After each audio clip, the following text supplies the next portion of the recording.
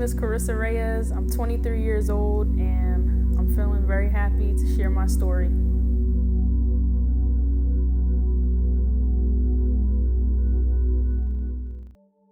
So before Christ, my identity was placed in basketball and into a homosexual lifestyle. To fit that image fully, I had gotten to a same-sex relationship for 5 years. I wore masculine clothes, I got shape-ups, and I placed my entire future on basketball and that relationship. Basketball was my everything. It wasn't just a sport for me, it was God for me. I also was very prideful, angry, selfish, unforgiving, and even lustful at times. And being that my identity was so heavy in basketball and in this homosexual lifestyle, I began to develop other things like pride, lust, anger. I became very controlling. I wanted to be in control of everything, my future, my relationships. I felt like it was just me against the world, that I could do everything on my own, that I had to be like this strong, masculine woman who was doing everything by myself, and that I didn't need anybody but basketball and my relationship. I was only happy with myself when I performed well on the court. If I didn't perform well on the court, it would affect my other relationships because I would be so angry. I felt my worth was so much invested in the game. So whenever I didn't play well, I didn't put up the right numbers, I just felt like worthless, like I didn't do my job for the day. So my mom, me and her relationship, it was really damaged once she found out that I was living that lifestyle, because she's been a believer. My dad is a believer. So she did not agree with the lifestyle.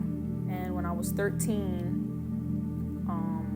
she told me, God doesn't like this. And I didn't know anything about God. I was like, I don't care what God has to say. I want to do my own thing. And once I got to high school, she kind of just left it up to God.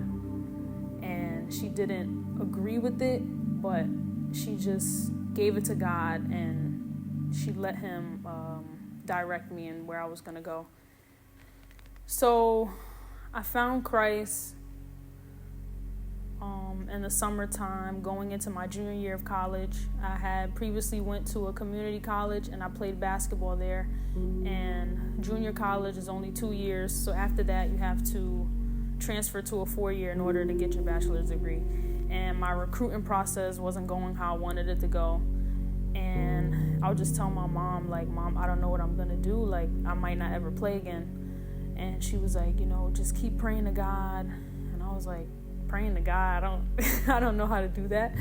So I was like, okay. So I started journaling. I didn't know anything about God, but I was just like, God, just place me where I need to be, please. I just want to play basketball. And I ended up getting an offer to play at a school that was 7 hours away. And I remember just having the urge to go to church for the first time since I was about 13. And my mom had recently found a new church, and she invited me. And I was like, I'm going to go because I feel like I want to go. I went, and it was just amazing. I wanted to go back, but the school was 7 hours away, so that led me to have to move 7 hours away and only have been to church once. And I remember I told God, I was like, God, I want to be able to go to church, but now I can't because now I have to go to school 7 hours away. So once I got to the school, the first week was great. And then a couple weeks after that, things started getting out of control. We had a game.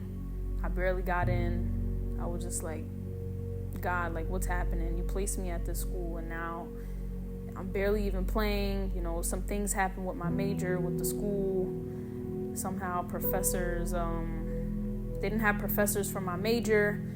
And I was just like, this is a waste of time. So I think I might transfer.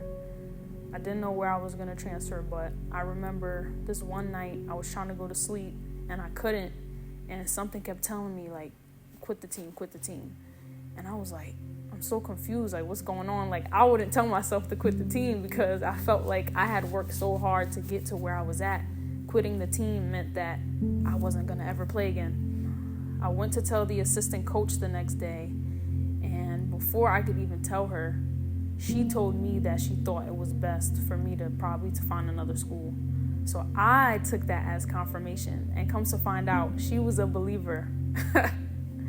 So I was just like, this is a confirmation for me that I need to leave this team. So I ended up going home for spring break. Well, no, I ended up going home for winter break.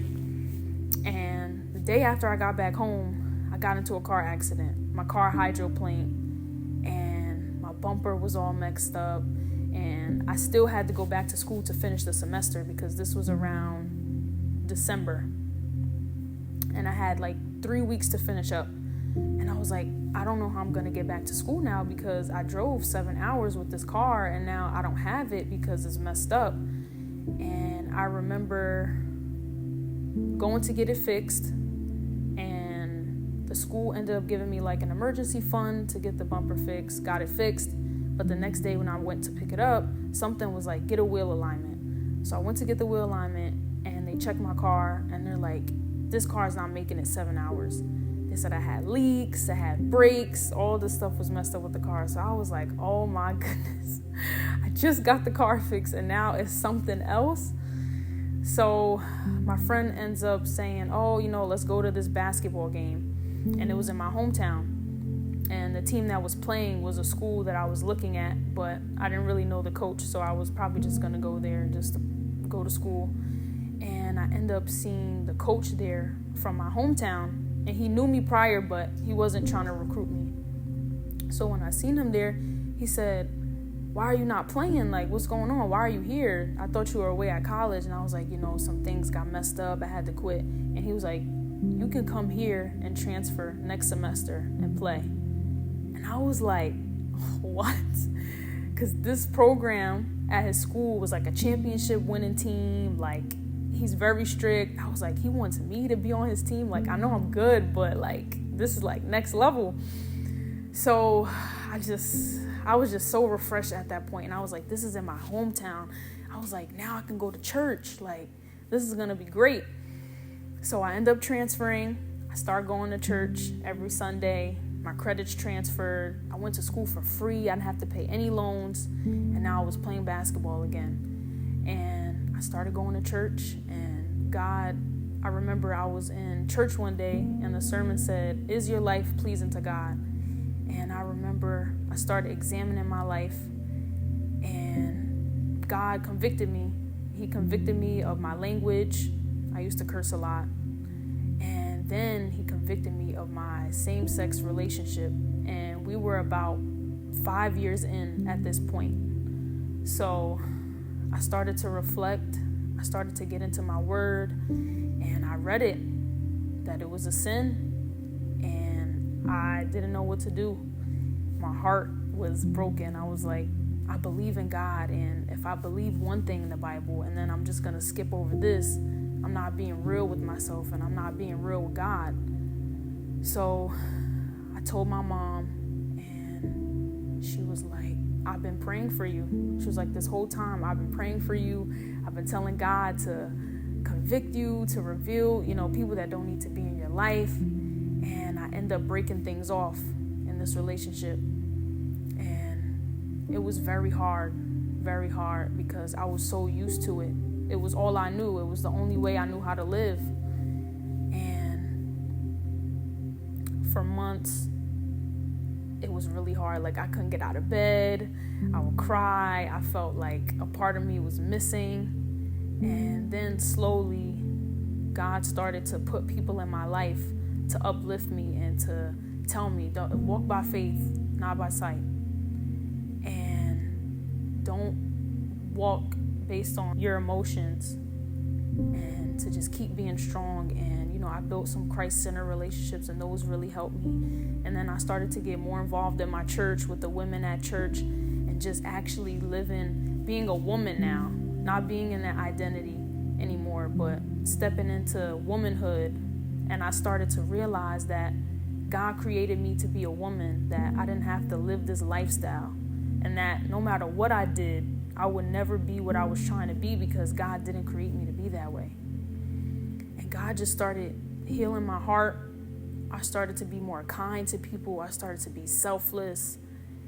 And God just gave me so much joy.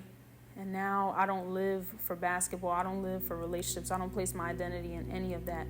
God has shown me that I'm a daughter of the Most High and that I'm living now to glorify Him. For everyone watching, it's not easy to follow God, to leave lives that we're so used to.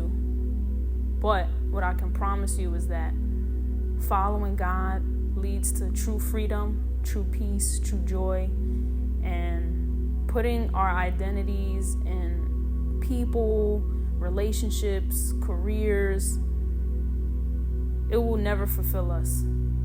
Only God can fulfill us, and God has a perfect plan for all of us. It's not easy to trust God, I know, because I've been there. But what I can tell you is His plan is always the best, and everything that we go through is to shape us into who He wants us to be. We go through these things not only for ourselves, but to help others who may be going through this or will go through this. The Bible says that trials and tribulations builds patience, and I truly believe that. So just keep trusting God, and following Jesus is the best decision that you'll ever make.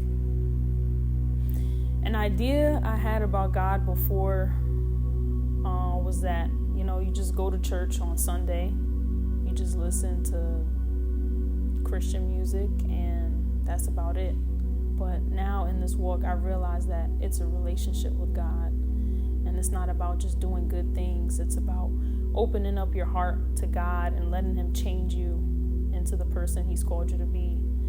And before I thought, Christians, they're just listening to this God music. But now it's like I understand now, like these songs are speaking life. These songs are uplifting. These songs are praising God, and it's not just about going to church on Sunday, but it's about being a disciple of Christ, about living it out day to day, spreading the good news, helping others, serving others, and being who Christ has called us to be. I laid down everything I had built my identity on. I laid down the relationship, I laid down the pride, I laid down the control, the anger, I laid down the crown I had placed on my head, the one shaped by pain, performance, and survival. My identity now is placed in Christ and Christ alone.